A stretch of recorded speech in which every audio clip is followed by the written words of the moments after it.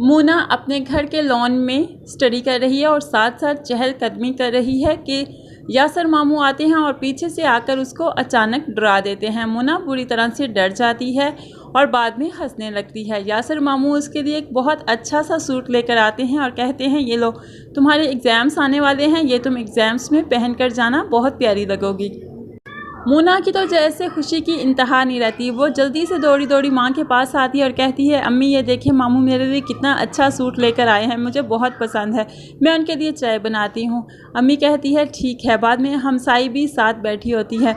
हमसाई आती है और कहती है, आपा ये प्यार कितनी देर तक रहेगा।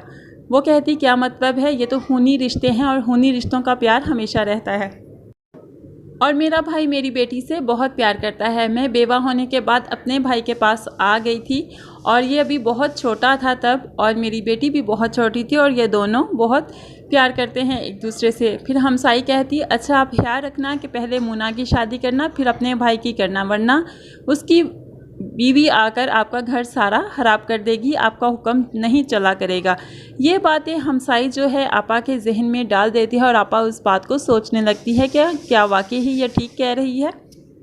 दूसरी तरफ हम देखते हैं कि यासिर अपने ऑफिस जा रहा है और रास्ते में फ़रा को देखता है और उसको आवाज़ देकर रोक लेता है और बहुत खुश होता है। कहता है, तुम कहाँ चली गई थी?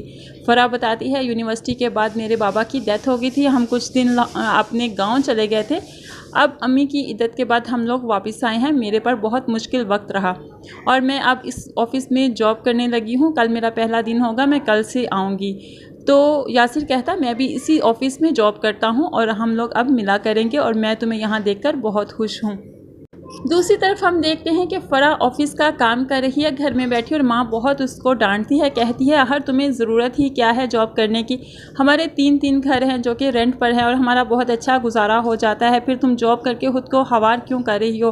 कहती, माँ मैं फारिग होती हूँ और मेरा दिल लगा रहेगा। माँ कहती, फिर ऐसा करते हैं तुम्हारी शादी कर देते हैं ताकि तुम्हारा दिल लगा रहे। इस तरह से दोनों हंसी मजाक करते हैं। फ्रेंड्स, फिर हम देखते हैं कि ऑफिस से फ़ारिग होने के बाद यासिर और फ़रा दोनों मिलना स्टार्ट करते हैं और यूनिवर्सिटी की बातें याद करते रहते हैं। कहते हैं, बड़ा अच्छा दिन गुजरा था, बड़े अच्छे हम दोस्त थे यूनिवर्सिटी में और अल्लाह ताला ने हमें यहाँ पर भी मिला दिया कि हम लोग इकट्ठी जॉब कर रहे हैं। फिर यासिर उसको प्रपोज़ कर देता है। कहता है, मैं तुम्हें अपना जीवन साथी बनाना चाहता हूँ।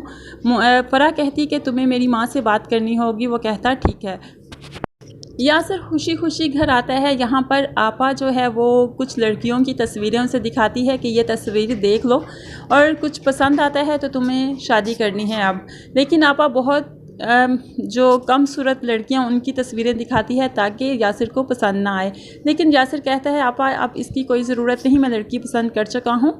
जो मेरी यूनिवर्सिटी की दोस्त थी वो मुझे अब दोबारा मिल गई है, मैं उससे शादी करना चाहता हूँ, आप प्लीज़ उनके घर जाएँ, मेरा रिश्ता लें। ये सुनकर आपा की तो जैसे हवाइयाँ ही उड़ जाती हैं। लेकिन खैर उनकी शादी हो जाती है और दोनों एक दूसरे के साथ बहुत खुश होते हैं। दोनों बहुत हैप्पीली एक दूसरे के साथ बात करते हैं और उसको मुंह दिखाई में यासिर जो है वो अंगूठी देता है और कहता है, मैं तुमसे तब से प्यार करता हूँ जब से हम यूनिवर्सिटी में थे, लेकिन तब से तुम्हें कहने की हिम्मत नहीं थी क्योंकि मैं अपने पैरों पर खड़ा नहीं था। उसके बाद तुम अचानक से चली गई, मैंने अपने रब से बहुत दुआ की कि तुम्हें मुझसे मिला दे, फिर ऐसा हुआ कि तुम मुझसे मिल गई, अब मैं तुम्हें कभी खोना नहीं चाहता। इस तरह की बातें करते हैं और दोनों बहुत खुश होते हैं। कुछ दिन ही गुजरते हैं कि यासिर और फ़रा खुशी खुशी घर वापस आते हैं और कहते हैं कि ये लो मिठाई, आपा मिठाई खाएं, हम लोग आज बहुत खुश हैं। आपा कहती, पहले बताओ तो सही ये मिठाई है किस चीज़ की? तो यासिर बताता है कि मैं बाप बनने वाला हूँ और आप फूफो बनने वाली हैं। इस पर तो जैसे आपा की जान ही निकल जाए। आपा उसके सामने तो मुबारक दे देती है, लेकिन जैसे ही वो दोनों उठकर जाते हैं तो आपा और आपा की बेटी दोनों मिठाई उठाकर ट्रे में फेंक देते हैं। मोना कहती है, अम्मी आप तो कहती थी आप इसको निकाल देंगी, लेकिन यह तो अपने कदम जमा रही है यहाँ पर, अब क्या करेंगी? आपा कहती, मैं कभी हार नहीं मानूंगी, इसको तो मैं इस घर से निकाल के ही दम लूँगी। एक दिन आपा कपड़े धोती है और कहती है, जाओ बेटा इसको ऊपर फैलाओ। फ़रा कहती, मैं इतनी वज़नी बाल्टी उठाकर ऊपर नहीं जा सकती, डॉक्टर ने मुझे मना किया है। आपा कहती, मेरी कमर में बहुत दर्द है, मैं नहीं जा सकती, मेरी बेटी भी कॉलेज गई है, तुम ही जाओ प्लीज़, ये जाके ऊपर छत पर डालाओ। फ़रा जब बाल्टी उठा के ले जाती है तो वो गिर जाती है, उसको पेट में दर्द होने लगता है। फ़ौरन डॉक्टर आ जाती है और आकर कहती है कि आपने बहुत लापरवाही की, जबकि मैंने आपसे बताया था कि ये कमज़ोर है और ये इतना वज़न नहीं उठा सकती, आप इसका ख्याल रखा करें, वरना आप अपना बच्चा और बीवी दोनों खो देंगे। इस पर यासिर बहुत परेशान हो जाता है और फ़रा कहती है आप ऐसा करें कि इन दिनों में मुझे मेरी माँ के घर छोड़ दें, जब बच्चा हो जाएगा मैं वापस आ जाऊँगी। तो यासिर उसकी बात मान जाता है, उसको उसकी माँ की तरफ छोड़ आता है। उसके बाद हम देखते हैं कि फ़रा एक फूल सा बेटा लेकर यासिर के पास वापस आती है और उसके पास बेटा होता है। दोनों बहुत खुश होते हैं और कहते हैं आज हमारी ज़िंदगी मुकम्मल हो गई है कि हमारे अल्लाह ताला ने हमें बहुत जल्द एक चांद सा बेटा भी दे दिया। दूसरी तरफ हम देखें कि आपा और मोना साजिश में लगी हैं कि अब इसको कैसे घर से बाहर निकाला जाए। एक दिन फ़रा का कज़न उसे मिलने घर आता है। इसी बात का फ़ायदा उठाती है आपा और अपने भाई को कहती है कि तुम्हारी बीवी तो बहुत बुरी तरह से उसके हाथों पे हाथ मारकर हंस रही है, खेल रही है और उसके साथ जैसे कोई पुराना रिश्ता हो। यासिर बहुत गुस्से में कमरे में आता है तो वो वाकई अपने कज़न के साथ बैठी बातें कर रही होती है और यासिर को देखकर भी बहुत खुश होती है और अपने कज़न को बताती है कि ये यासिर है और यासिर को बताती है कि ये मेरा कज़न है, अमेरिका में था इसलिए हमारी शादी पर नहीं आ सका और अभी मुझसे मिलने आया है। लेकिन यासिर जो कि बहुत गुस्से में है, बगैर उसको सलाम किए या कुछ कहे अपने कमरे में चला जाता है। आपा इसी बात का फ़ायदा उठाकर अब इसका घर खराब करेगी। एक दिन वो अपने बच्चे को लेकर सहन में खेल रही होती है। आपा इस बात का फ़ायदा उठाती है और अपनी बेटी को फ़रा के कमरे में भेज देती है, एक फूल देती है उसको जो उसकी बेटी यासिर की कैबिनेट में रख देती है, तो ख़ुद वहाँ से बाहर आ जाती है। थोड़ी देर के बाद यासिर जब अपनी कैबिनेट खोलता है अपने कपड़े निकालने के लिए तो वहाँ पर फूल पड़ा देखता है और फ़रा को आवाज़ देता है, कहता है ये फूल कहाँ से आया। फ़रा कहती है वो इस फूल के बारे में कुछ नहीं जानती, उसे नहीं पता ये कहाँ से आया, लेकिन यासिर जो है वो उसकी बात पर यकीन करने को तैयार ही नहीं। वो कहता है तुम एक बदकिरदार लड़की हो जिससे मैंने शादी की है और मैं आज अपने फ़ैसले पर पछता रहा हूँ। फ़रा रोती है, गिड़गिड़ाती है और कहती है खुदा के वास्ते ऐसा मत करें। वो कहता है तुम इस घर से निकल जाओ। इस बात का आपा फ़ायदा उठाती है और फ़ौरन ही फ़रा को धक्के मारकर घर से निकालना शुरू कर देती है। फ़रा अपने बच्चे की तरफ लपकती है, कहती है खुदारा मेरा बच्चा तो मुझे दे दो, इसको लेकर जाऊंगी। लेकिन मोना बच्चा पीछे कर लेती है और कहती है चली जाओ यहाँ से, दफ़ा हो जाओ, तुम्हें बच्चा भी नहीं मिलेगा और तुम अकेली ही इस घर से जाओगी। तो फ़रा को इस तरह से धक्के देकर घर से निकाल दिया जाता है। फ़रा अपनी माँ के पास आ जाती है, बहुत रोती है और कहती है उन जालिमों ने तो मेरा बच्चा भी मेरे से छीन लिया, मुझे बस मेरा बच्चा दे दे, मुझे और कुछ नहीं चाहिए। पता नहीं उसे खाना खिलाएंगी या फीडर भी पिलाएंगी कि नहीं, वो उसे मार देंगी। वो बिलक बिलक कर उसकी ममता जो है वो उसको सुकून नहीं लेने देती। माँ कहती बेटी चुप कर जाओ, खुदा की लाठी बे आवाज़ है। एक दिन माँ जो है वो बहुत रोती है, अपनी बेटी को देखती है, वो एक गुड़िया को पकड़कर प्यार कर रही है और अपना बच्चा समझ रही है और अपना बच्चा समझकर उससे बातें करती है। माँ का कलेजा तो जैसे ये देखकर सब फट ही जाता है। वो अपनी बेटी को इस तरह से देखकर बहुत परेशान होती है और रोने लगती है और फिर अपनी बेटी को समझाती है कि तुम सब्र करो। बेटी कहती है मुझे मेरा बच्चा ला दे।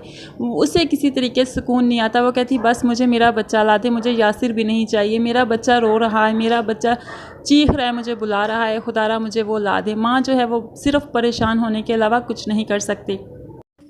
फ़रा यासिर को फ़ोन करती है और कहती है खुदा के वास्ते मेरा बच्चा मुझे दे दो और मुझे कुछ नहीं चाहिए।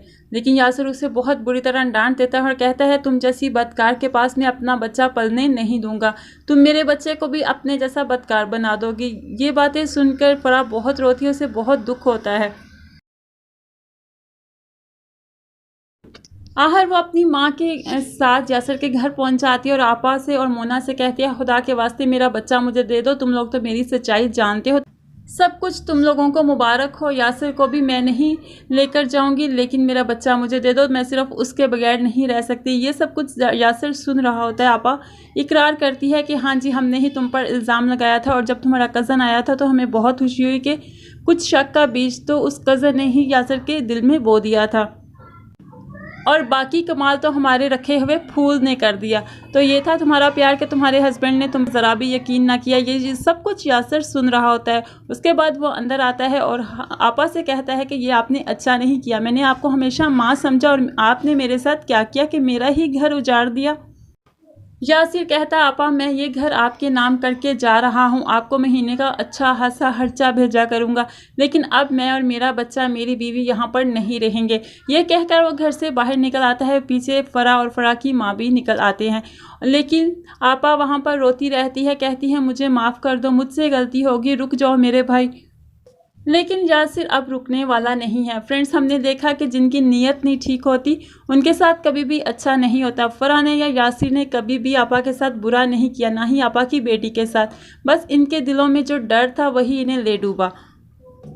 किसी का घर उजाड़ने चली थी तो अपना ही घर उजड़ गया। अब मुन्ना के ससुराल वाले क्या मुन्ना का रिश्ता करेंगे कि जो मामू इनके साथ रहता था हर वो कहाँ गया? इन्होंने ऐसा क्या गुनाह किया कि उनका मामू भी इन्हें छोड़ गया?